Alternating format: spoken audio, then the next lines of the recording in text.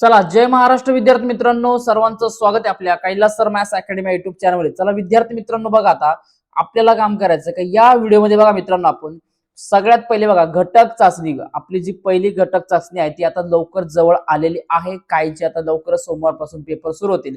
यामुळे बघा मित्रांनो, आपण पूर्णपणे तुम्हाला मोस्ट आयएमपी क्वेश्चन पेपर सहित क्वेश्चन पेपरचा पॅटर्न असेल तो या संदर्भात पूर्णपणे आयएमपी व्हिडिओ आपल्या एकमेव युट्यूब चॅनलवरती बघायला मिळणार। त्यामुळे सर्व मित्रांनो लक्षात घ्या का सगळ्यांनी चॅनलला सबस्क्राईब करून ठेवा मित्रांनो, आणि व्हिडिओ हा शेवटपर्यंत बघा, खूप सारा फायदा होईल। बघा आता मित्रांनो, आपण घटक चाचणीला सुरुवात करतोय, एक असेल बरोबर आहे। आता आपण बघतोय सगळ्यात पहिले का इयत्ता 10वीचा आपण पेपर बघतोय आणि विषय असणार आहे तुमचा मराठी।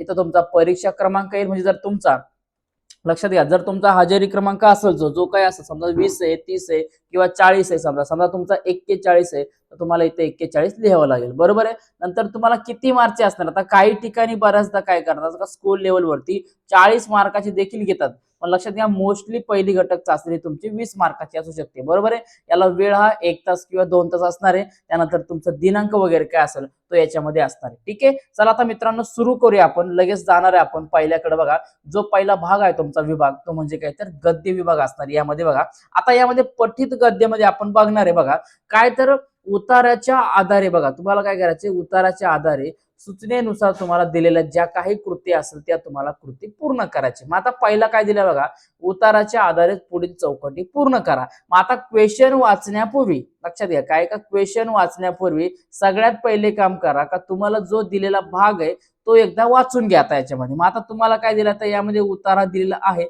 हा उतारा एकदा छान प्रकारे काय करा, वाचून घ्या एकदा। बघा मग आता काय दिलं बघा, आमचं ढाळच म्हणजे गावाचं वर्तमानपत्र होतं आणि आजी त्यांची संपादक होती, तर सगळ्या बातम्या तिथं यायच्या बघा, ठीक आहे, तिथं यायच्या, त्यांची शहानिशा व्हायची न मग त्या गावभर जायच्या बघा।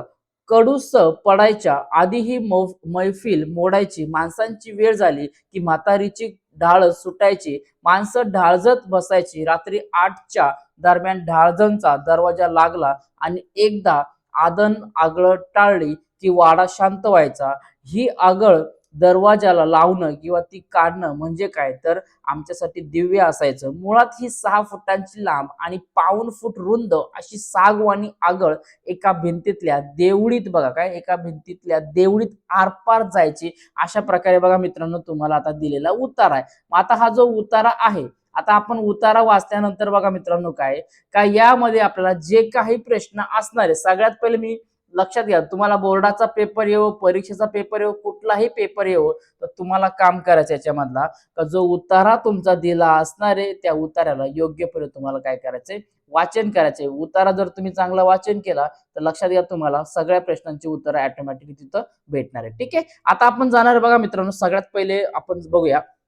बघा पहिला प्रश्न दिले बघा काय, तर गावचं चौकटी पूर्ण करा। तुम्हाला सांगितलं काय, गावचं वर्तमानपत्र, बघा काय गावचं वर्तमानपत्र, तर गावचं वर्तमानपत्र काय बघा मित्रांनो दिलं तुम्हाला, तर आमची ढाळच म्हणजे काय, गावचं वर्तमानपत्र होतं बघा, काय होतं, आमची ढाळच बरोबर आहे। म्हणजेच काय असणार आहे, तर आम्ही ढाळच ही त्यांची संपादक आजी बरोबर आहे। अशा प्रकारे दिलेलं इथं आहे, दिसतंय ना आपल्याला बघा, ठीक आहे ना। मग आता बघा पहिल्याचं उत्तर काय झालं, तर आमची ढाळच, बघा कोणतं वर्तमानपत्र होतं, म्हणजे काय होतं तर आमची, बघा काय होतं तर आमची ढाळच बरोबर, काय होतं आमची ढाळच हे होतं। आणि नंतर त्यांची संपादक कोण होती, तर आजी होती। कोणती, तर त्यांची संपादक कोण होती, तर आजी होती बघा मित्रांनो, ठीक आहे ना, कोण तर आजी होती बघा। अशा प्रकारे पहिल्याची 2 उत्तर भेटले।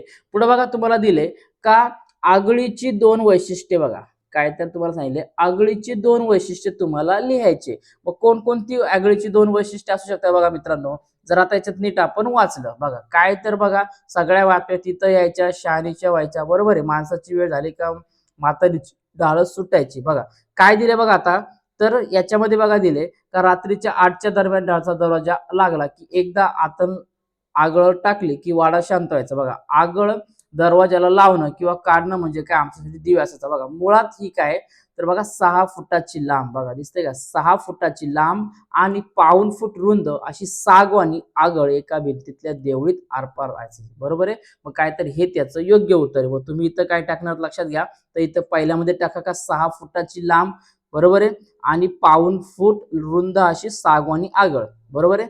मग याच्यामध्ये तुम्ही काय अजून काय एकदा आगळ टाकली की वाडा शांत व्हायचा, हे जर याच्यामध्ये टाकलं तरी याचं तुमचे काय जाणार लक्षात घ्या का 2 उत्तर झाले याच्यामध्ये. ठीक आहे, चला नीट टिक मार्क करून घ्या, नीट समजून घ्या, काही लोड घ्यायची गरज नाहीये. चलो नेक्स्ट बघा आता मित्रांनो, पुढे दिलं तुम्हाला बघा, आमची ढाळच म्हणजे गावाचं वर्तमानपत्र होतं, या वाक्याचा तुम्हाला कळलेला अर्थ तुम्हाला लिहायचा याच्यामध्ये. आता लेखकाच्या मते काय बघा, आता लेखकाच्या मते काय दिसतं याच्यामध्ये आपल्याला बघा काय आहे, तर लेखकाच्या मते, बरोबर आहे, तुम्हाला इथं लिहायचे पुढे हा.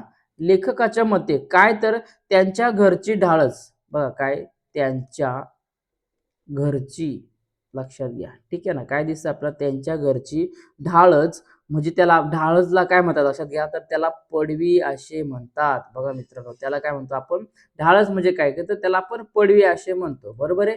मग आता काय, तर पडवी ही संपूर्ण गावाचे एक प्रमुख एकत्र येण्याचे ठिकाण होते. काय होते हे, प्रमुख ठिकाण होते, गावातले लोक सगळे तिथं यायचे. मग त्याच्यावरून काय होतं, गावातील सर्व माणसे तिथं येऊन बसायची, गावातील सर्व घडामोडी असतील, बातम्या असतील आणि सुखदुःखाच्या गोष्टीची चर्चा या ढाळज मध्येच व्हायची. आणि काय त्यामध्ये काय बातमीची शहानिशा तिथे व्हायची आणि मग त्या बातम्या गावोगाव पसरत असायच्या. या सगळ्या आपल्याला इथं वरती उत्तरामध्ये दिलेले आहेत, हे तुम्हाला याच्यामध्ये काय करायचे, योग्य उत्तर लिहायचे. ओके, चलो पुढे जाऊया, जेणेकरून व्हिडिओ लॉंग होणार नाही, नीट समजून घ्या, तुम्हाला खूप सारा फायदा होणार आहे. व्हिडिओ हा शेवटपर्यंत बघा. पुढे दिला बघा, पुढील उतारा वाचा. काय करा, तुम्हाला पुढील उतारा वाचायचा आणि दिलेल्या सूचनेनुसार कृती करायच्या आहेत बघा.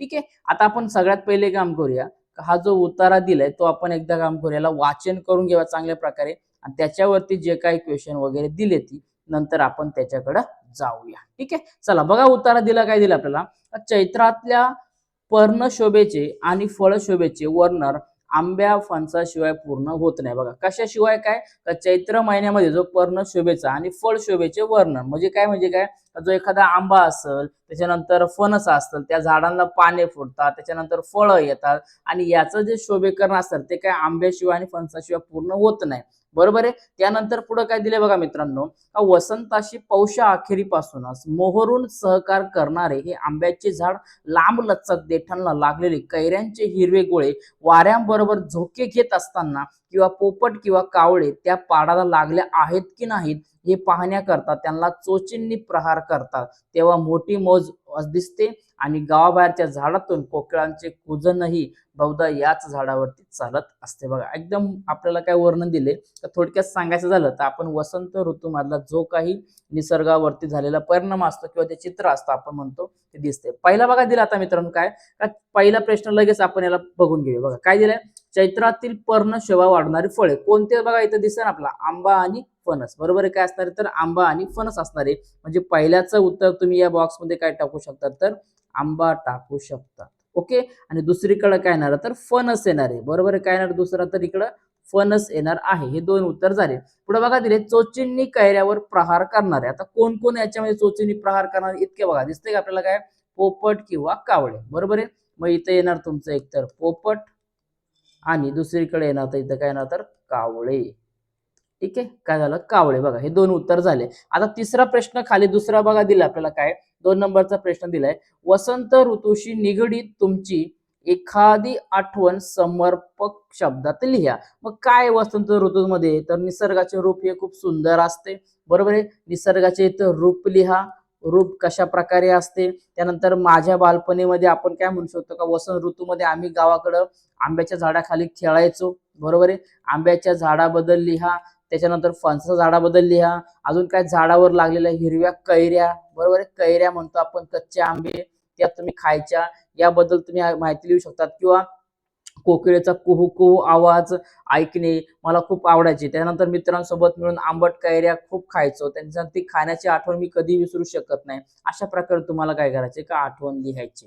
ठीक आहे ना, थोडक्यात मध्ये काय का आंबे कैऱ्या वगैरे येतात, त्याच्यानंतर फणस वगैरे येतात, मग आंब्याला मोहर वगैरे येतो. या छान प्रकारे तुम्हाला काम करायचंय का वसंत ऋतूचं तुम्हाला आलेल्या आठवणी तुमच्या असतील त्या तुम्हाला लिहायच्यात. ओके, चलो नेक्स्ट बघा आता मित्रांनो, पुढे दिलं आपल्याला काय बघा, पुढे पद्य विभागाकडे आपण जाणार आहे बघा, म्हणजे काय कवितेकडे आपण जाणार आहोत. ओके, बघा कविता दिली आपल्याला बघा, ती एकदा वाचून घेऊया. सगळ्यात पहिले काम करायचं मित्रांनो, कविता वाचन करून घ्यायची आणि कविता वाचन केली का त्याच्यानंतरच आपण जे काही प्रश्न असणार आहे त्याच्याकडे आपण जाणार आहे. पण माझं म्हणणं पहिल्यांदा तुम्ही कविता वाचन करून घ्या, उतार वाचन करून घ्या, पुढे लोड येणार नाही. बघा पहिला काय दिलंय, वस्तूंना जीव नसेलही कदाचित, काय वस्तूंना जीव नसेलही कदाचित, पण जीव नसल्यासारखे वागवूनही त्यांना. बघा काय म्हणते का लेखकांचं कवीचं म्हणणं आहे का वस्तूंना जीव नसेल कदाचित पण त्यांना जीव नसल्यासारखे वागवू नये त्यांना. वस्तूंना मनही नसेल कदाचित पण ते, बघा काय सांगितले, वस्तूंना मनही नसेल कदाचित पण ते, पुढे बघा काय सांगितले का असल्यासारखे वागलो तर वस्तू प्रचंड सुखावतात. वस्तू निखालस सेवकच असतात आपल्या. दिसतंय का बघा काय, आपल्या तरीही बरोबरीचाच मान द्यावा त्यांना. वस्तूंना वेगळी स्वातंत्र्य खोली नको असते त्यांना, फक्त आपल्या मानलेल्या जागेवरून निष्कासित न होण्याची हमी द्या. वस्तूंनाही असते आवड स्वच्छ राहण्याची, ही हातांना लक्षात ठेवायला सांगा. वस्तूंनाही जपावे लाडावूनही ठेवावे, यापुढे जाऊन त्यांचं जिवंत ठेवणार आहोत. आपला स्नेह नंतरच्या काळातही. आयुष्य संपले की वस्तूंनाही आजवरच्या हक्काच्या घरात राहू देत नाही, तेव्हा कृतज्ञतापूर्ण निरोपाचा त्यांचा हक्क शाबूत ठेवावा. अशा प्रकारचे आपल्याला कवी दिले. आता आपल्याला बघा मित्रांनो, याचे जे काही क्वेश्चन वगैरे आहेत आपण त्या प्रश्नांकडे नीट जाणार आहोत. ठीक आहे, पहिला बघा दिला तुम्हाला काय का वस्तू जवळ माणसासारख्या नसणाऱ्या गोष्टी. बघा काय का वस्तू जवळ माणसासारख्या नसणाऱ्या गोष्टी, म्हणजे आता ज्या वस्तू दिलेल्या आहेत त्या वस्तूंना काय का माणसासारखा काय, तर माणसांना काय असतो, जीव असतो. बरोबर आहे, काय असतो, माणसांना जीव असतो पण वस्तूंना जीव नसतो. आणि माणसांना मन असतं आणि तेच मन काय वस्तूंना नसतं. पुढे बघा दिले वस्तूंची माणसासारखी असणारी वैशिष्ट्ये. काय तर माणसासारखी असणारी वैशिष्ट्ये काय का आनंदित होणे. बघा काय मन असल्यासारखं वागणूक प्रचंड, म्हणजे म्हणतो आपण का ते सुखावतात, किंवा आपण इथं म्हणतो का सुखावणे. बघा काय म्हणू शकतो आपण त्याला, सुखाव, एक मिनिट हा, सुखावणे म्हणू शकतो आपण. बरोबर आहे, ठीक आहे. बघा काय म्हणू शकतो आपण याला, सुखावणे. ठीक आहे ना, सुखावणे असं त्याला म्हणू शकतो, किंवा त्याला आपण अजूनही म्हणू शकतो का आनंदित होणे. बरोबर आहे, काय होणे, आनंदित होणे असंही त्याला आपण म्हणू शकतो. ओके ना, बघा दिसतंय का तुम्हाला. ठीक आहे, पुढे बघा अजूनही आपण काय यामध्ये आता पुढचे प्रश्न बघणार आहे. कविता नीट जर वाचली तुम्ही तर बघा अजून खूप सारखं याच्यामध्ये दिसणार आहे आपल्याला. ठीक आहे ना, दिसतात का आपल्या, बघा बघा. ठीक आहे, चलो आता पुढे जाणार आहे आपण. बघा कविता वाचून घ्या एकदा, हळू थांबा वाटलंस, याच्यामध्ये तुम्ही खूप सारे आन्सर लिहू शकतात. ठीक आहे ना, बघा आता पुढे दिलंय बघा, वस्तूंनाही असते, काय दिले, वस्तूंनाही असते आवड स्वच्छ राबण्याची, याबाबत तुमचा दृष्टिकोन लिहा.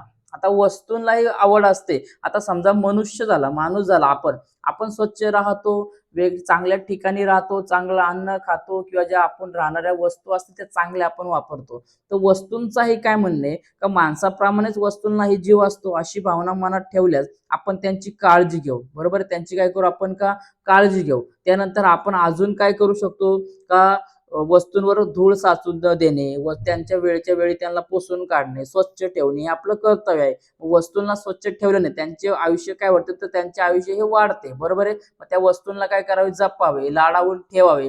यापुढे जाऊन त्यांचं काय काय जिवंत ठेवणार आहोत. आपला स्नेह नंतरच्या काळात आहे. बरोबर ना, म्हणजे काय का त्या दिसायलाही सुंदर वाटतात, वस्तूंनाही स्वच्छ राहण्याची आवड असते. हा दृष्टिकोन ठेवल्यास आपल्या मनात वस्तूंबद्दल कृतज्ञता, काय का आपल्या मनामध्ये वस्तूंबद्दल कृतज्ञता, आपुलकीची भावना कशी होते तर निर्माण होते. त्यामुळे आपण प्रत्येक वस्तूची निगा राखली पाहिजे, अशा प्रकारे आपल्याला दिलेलं आहे. बरोबर आहे, समजतंय का. बघा एकदम सिंपल आहे, फक्त कविता वाचन करून घ्या, काही अडचण नाही. ओके ना, पुढे बघा दिले आपल्याला काय सांगितले का पुढीलपैकी कोणत्या एका कवितेसंबंधित त्या खालील, बघा काय, पुढीलपैकी कोणत्याही एका संबंधित तुम्हाला त्या खालील मुद्द्याच्या आधारे तुम्हाला कृती पूर्ण करायची आहे. आता अशा प्रकारचा क्वेश्चन हा बऱ्याचदा तुम्हाला परीक्षेत विचारला जातोच, त्याच्यामुळे नीट लक्ष द्या. पहिला बघा दिलं तुम्हाला वस्तू दिली.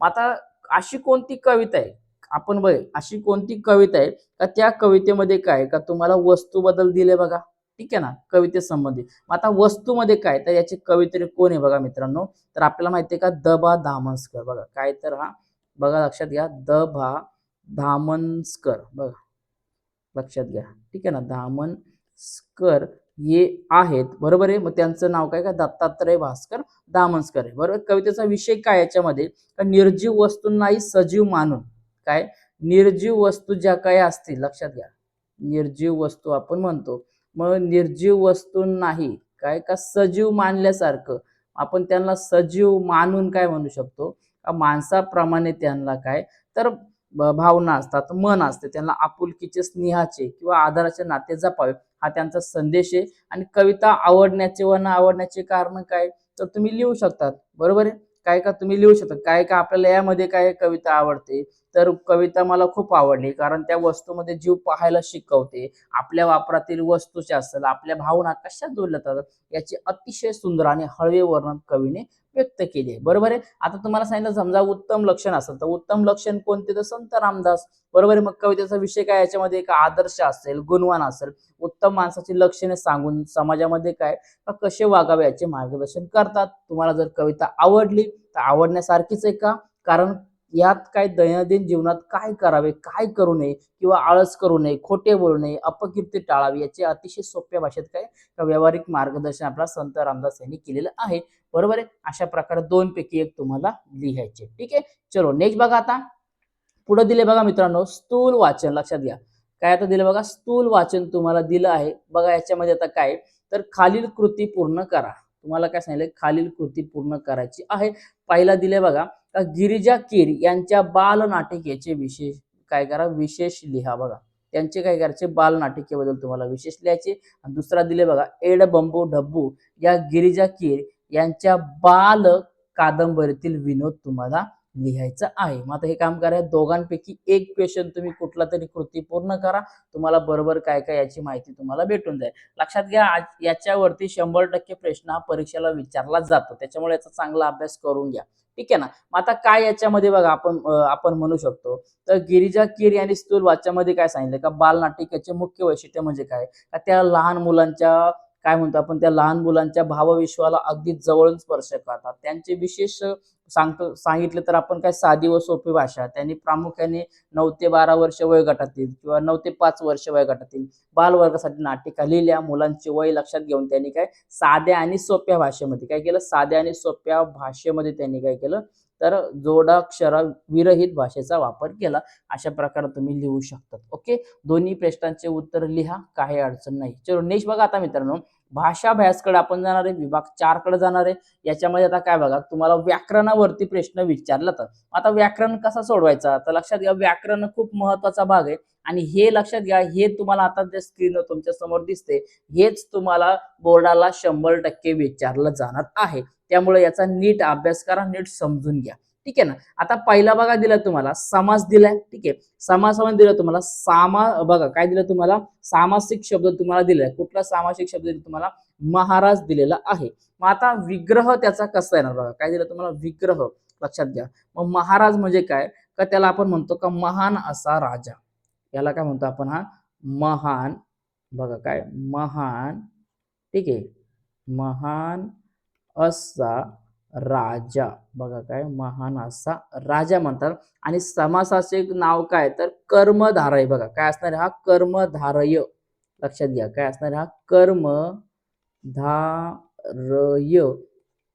समास असणार आहे ठीक आहे. पुढे बघा दिले वादळ वारा वगैरे काय दिलं तुम्हाला वादळ वारा वगैरे म्हणजे काय एखादा वादळ आलं वारा आला पाऊस आपण त्याच्यामध्ये म्हणतो तर याचा सरळ असणारे बघा सामासिक शब्द काय असणार हा तर असणारे वादळ वारा बघा काय असणार हा वादळ वारा असणार आहे. आणि समासाचे नाव काय असणार तर समाहार बघा काय असणार आहे हा समाहार द्वंद्व समास बघा काय असणार हा समाहार द्वंद्व लक्षात घ्या काय असणार हा द्वंद्व समास ठीक आहे ना काय असणार हा द्वंद्व समास असणार ठीक आहे. ज झाला माझ्याकडून ठीक आहे. बघा आता पुढे बघा मित्रांनो याच्यातला काय दिले आपल्याला शब्दसिद्धी तुम्हाला खालील दिलेल्या शब्दाचे वर्गीकरण करा. मग आता दिलेले शब्द काय काय बघा खालील दिलेले शब्द अगोदर शब्द वाचून घ्या काय काय दिलेले आपल्याला शब्द आहेत ना ते एकदा वाचून घ्या. त्याच्यानंतर बघा पहिला दिलं बघा वादक कडकडाट, बिंदास आणि घराण्यात अशा प्रकारचा दिलेला तुम्हाला आहे.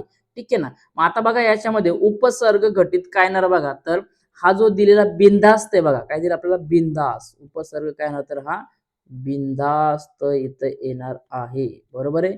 ठीक आहे. पुढे बघा मित्रांनो, आता प्रत्यय घटिकमध्ये काय येणार तर हा याच्यामध्ये वादक काय होऊ शकतो, हा वादक बघा काय येणार तर हा वादक आणि त्याच्यानंतर काय म्हणतात घराण्यात बघा दुसरा शब्द काय येणार तर घराण्यात हे याचे योग्य उत्तर आहे.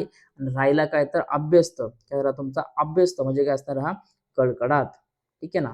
बघा काय असणार हा तर कडकडात हे त्याचं काय झालं योग्य उत्तर झालं. बघा मित्रांनो एकदम सोपं आहे, काही लोड घ्यायची गरज नाही, जास्त काही अवघड नाही. त्याच्यामुळे फक्त काम करा का व्यवस्थित अभ्यास करा आणि दिलेल्या ज्या काही संज्ञा वगैरे असतील त्याच्या सगळ्यांचा व्यवस्थित रूल्स वगैरे काय असतील ते एकदम वाचन करा. बघा पुढील पैकी बघा आता काय कोणत्याही एका वाक्य प्रचाराचा अर्थ सांगून वाक्यात उपयोग करा. आता नजरेत भरणे लक्षात घ्या, नजरेत भरणे काय असणार आहे ते त्याला म्हणतात काय उठून दिसणे. बघा काय असणार आहे हा तर उठून दिसणे. लक्षात घ्या याचा अर्थ काय होतो तर हा उठून दिसणे हा याचा अर्थ होतो. किंवा त्याला अजून म्हणतात का लक्ष वेधक. बघा त्याला काय म्हणतात तर लक्ष वेधक वाटणे म्हणजे काय का एखाद्यावरती लक्ष जाणे. ठीक आहे ना. उठून दिसणे याचा अर्थ म्हणजे काय तर नजरेत येणे असं म्हणतो. मग आता उपयोग कसा करणार तर समजा बाजारातील रंगीबेरंगी खेळण्यांमध्ये ती छोटी बाहुली सर्वांच्या नजरेत भरली होती असं तुम्ही म्हणू शकतात. बरोबर आहे. आता पुढचा बघा दिलाय कंठस्नान घालणे म्हणजे काय ठार मारणे. काय करणे बघा मित्रांनो काय तर कंठस्नान घालणे म्हणजे काय तर ठार मारणे होय याचा योग्य अर्थ होतो. किंवा त्याला शिरच्छेद करणे असं देखील म्हणतात. मग पुढे बघा याचा वाक्यात उपयोग कसा येणार तर भारतीय जवानांनी सीमेवर घुसखोरी करणाऱ्या दहशतवाद्यांना कंठस्नान घातले. काय केलं कंठस्नान घातले असं त्याचा वाक्यात उपयोग होऊ शकतो. बघा ठीक आहे एकदम सिंपल आहे, काय अडचण नाही. पुढे बघा दिले आपल्याला शाब्दिक घटकावर आधारित कृती करा. शब्द संपत्ती म्हणते वचन बदला. एक पाऊल दिले. बरोबर आहे. काय दिले आपल्याला एक पाऊल दिले. एक पाऊल आणि एकच पाऊल आहे. हा काय पाऊल हा एक वचन झाला. तुम्हाला आता वचन बदलायचे मग एकाचा अनेक अनेकचा एकल. मग जर एक वचन पाऊल असतं त्याचा अनेक वचन काय होतं पावले. काय होणार याचं अनेक वचन हा पावले होईल. बघा मित्रांनो ठीक आहे ना. पुढे बघा दिलंय वेली. काय दिलं वेली. वेली अनेक वचन की एक वचन अनेक वचन. मग आपल्याला एक वचन करावं लागेल. हा झाला तुमचा वेल. ओके. पुढे बघा दिलंय शब्द समूहासाठी एक शब्द लिहा. मंदिराच्या आतील भाग हा शब्द समूहासाठी एक भाग तुम्हाला यायचा आहे. तर मंदिराच्या आतील भागाला काय म्हणतात तर गाभारा. लक्षात घ्या याला काय म्हणतात तर गाभारा हा त्याचा अर्थ झाला. ओके ना. गाभारा हा भ करून घ्या. ठीक आहे. लक्षात घ्या इथे लिहूया आपण गाभारा. ओके. नेक्स्ट बघा दिलाय तुम्हाला पुढं काय दिलंय खालील वाक्य लेखन नियमानुसार लिहा. खालील वाक्य तुम्हाला लेखन नियमानुसार लिहायचे आहेत. ठीक आहे. बरं आता आपण त्याला काम करूया. बघा का सगळ्यात पहिले वाक्य वाचून घ्या. काय दिले आपल्याला बघा शिक्षणामुळे माणूस सुसंस्कृत होतो. बघा आता काय दिलं तुम्हाला याच्यामध्ये डायरेक्टली दिसतंय आपल्याला बाबा याच्यामध्ये खूप साऱ्या स्पेलिंग मिस्टेक आहेत आणि त्याच्यामुळे त्या वाक्याचा सगळ्यांचा अर्थ बदलून जाते. मग तो आपल्याला काम करायचं का सुधरवायचं आहे. बरोबर आहे. मग आपल्याला काय करायचंय का याला शिक्षणामुळे का नाही तर कशामुळे असणार तो शिक्षणामुळे. बघा कशामुळे असणार तर शिक्षणामुळे काय तर माणूस. बघा काय होतं तर हा माणूस. मग न ला कुठला बघा तुम्हाला उकार दिलेला आहे बघून घ्या. ठीक आहे ना. काय दिलं आपल्याला सुसंस्कृत होतो. बघा ठीक आहे ना. आता याच्यामध्ये बघा याचा उच्चार हा दीर्घ असल्यामुळे त्याला तुम्ही दुसराही उकार देऊ शकता माणूस. ठीक आहे. नूचा उच्चार हा दीर्घ होत असल्याने तो नू असा लिहिला जातो. ठीक आहे ना. आणि पुढे काय दिलं आपल्याला सुसंस्कृत होतो. हे तुम्हाला पूर्ण कंप्लीट करायचे. ठीक आहे. चला पुढे बघा आता मित्रांनो विरामचिन्ह ओळखा. हे कोणतं विरामचिन्ह आहे ते माहित. बघा कोणतं विरामचिन्ह दिलेलं आहे हे आपल्याला बघायचे. आता हा पहिला बघा. आता दुसरा बघा याच्यामध्ये काय दिलं आपल्याला अर्धविराम. काय दिलं आपल्याला हा माहितीये का हा अर्धविराम दिलेला आहे. बरोबर आहे. मग आता लक्षात घ्या विराम चिन्ह याच्यामध्ये बघा लक्षात घ्या का तुम्हाला टोटल लक्षात घ्या काय का टोटल याच्या प्रकारचा जो काही दिलेला असताना सगळे पाठ करून घ्या. ठीक आहे ना. हा दुसरा काय दिसतो आपल्याला हा माहिती आहे उद्गार वाचक असतो. एकदम सिंपल आहे. ठीक आहे ना. उद्गार वाचक. बरोबर आहे. काय असतो हा उद्गारवाचक असतो. ठीक आहे. पुढे बघा दिले पारिभाषिक शब्द लिहा. कोणते आता बघा दिलाय तुम्हाला एजंट दिलाय. त्या एजंटला आपण काय म्हणतो का प्रतिनिधी देखील म्हणतात किंवा अभिकर्ता देखील असं म्हटलं जातं. ठीक आहे ना. याला अभिकर्ता लक्षात घ्या. याला काय म्हणतो आपण अभिकर्ता असं देखील म्हटलं जातं. त्याच्यानंतर काय का झोन म्हणजे काय तर त्याला आपण क्षेत्र म्हणतो. झोन म्हणजे काय तर त्याला क्षेत्र म्हणतो किंवा त्याला परिमंडळ देखील म्हटलं जातं. त्याला काय म्हणतात तर परिमंडळ देखील त्याला म्हटलं जातं. ठीक आहे ना. समजून घ्या. काय अडचण नाहीये. काय लोड असेल तर कमेंट करा. नक्कीच त्याच्यावरती तुम्हाला रिप्लाय दिला जाईल. आता पुढे बघा दिले पत्र लेखन. बघा काय आता ही क्वेश्चन पेपर आपण 40 मार्कची घेतली जेणेकरून खूप सारा भाग हा तुमच्यामध्ये कव्हर झाला पाहिजे. आता उपजित लेखन मध्ये काय बघा मित्रांनो तर सगळ्यात पहिले पत्र लेखन दिले वाचून घ्या आधी काय पुढील पोस्टर वाचा दिलेल्या सूचनेनुसार कृती करा. बघा शारदा विद्यालय बोरिवली सहर्ष साजरा करीत आहे काय तर वन महोत्सव बघा तुम्हाला दिलाय. बघा आता याच्यामध्ये खाली काय सांगितले बघा राही रंजन आपल्या मित्र मैत्रिणीला बरोबर आहे काय दिलं आपल्याला मित्र मैत्रिणीला आणि पुढे काय दिलंय का विद्यालय बोरी शाळेचा विद्यार्थी प्रति वन अधिकाऱ्याला बरोबर आहे. मग अशा औपचारिक आणि अनौपचारिक अशा प्रकारचं दिले. मग दोघांना तुम्हाला काम करायचे का पत्र लिहायचे. मग आता पत्र लेखनावरती आपण काय लवकरच व्हिडिओ बनवू. अजून एक्झामला टाइम आहे आपल्या फायनल एक्झामला. त्याच्या अगोदर पत्र कसं लिहितात आणि मागचे व्हिडिओ आहेत ते बघून घे त्याच्यामध्ये सांगितले पण पुन्हा एकदा नक्की सांगू. पुढे बघा दिले प्रसंग लेखन तुम्हाला का पुढील चित्रे पहा आणि महापौराचे थैमान या विषयावरती प्रसंग लेखन तुम्हाला करायचं आहे. बरोबर आहे. काय केलं महापुराने बघा तर शाळेतील वह्या पुस्तकांचे झालेले नुकसान महापुराचे थैमान दिले. ठीक आहे ना.